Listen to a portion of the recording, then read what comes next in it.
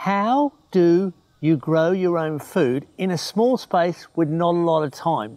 You know you want better health and nutrition. You'd like to be involved in its production.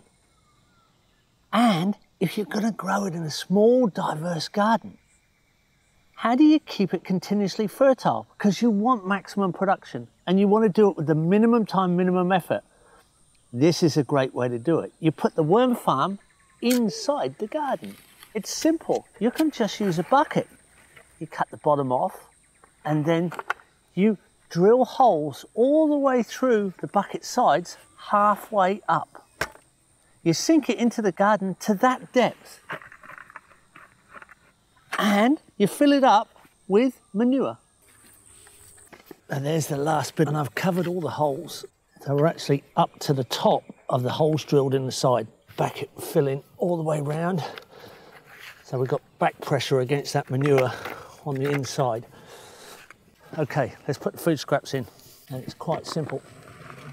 Just dump it in there. Put a few weeds in there. We can convert them right up into soil. So you can add a bit of weed in there too. So now it's time for the hard-working heroes to enter the arena. And here they are, the compost worms. Not earthworms, compost worms. They only live in the organic matter. Let's tip them in and they'll go to work. So we're now gonna get them all wet and slushy because that's what they like. And this is a very well-drained worm farm. It definitely will drain out the bottom. In fact, it's draining nutrient straight into our garden. That's what it's all about. We'll let them just drain down. It'll bubble down through that manure, take out all the air gaps, and they'll have really good passageways into the soil edge. They won't go into the soil, but they go right up to the edge of the soil, and the liquid draining out of the worm casting is going to go into the garden. Now, it's important that we put the lid on the bucket.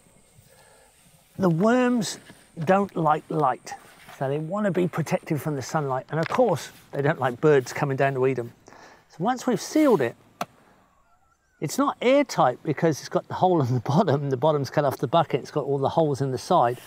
But now it's not going to dry out with evaporation.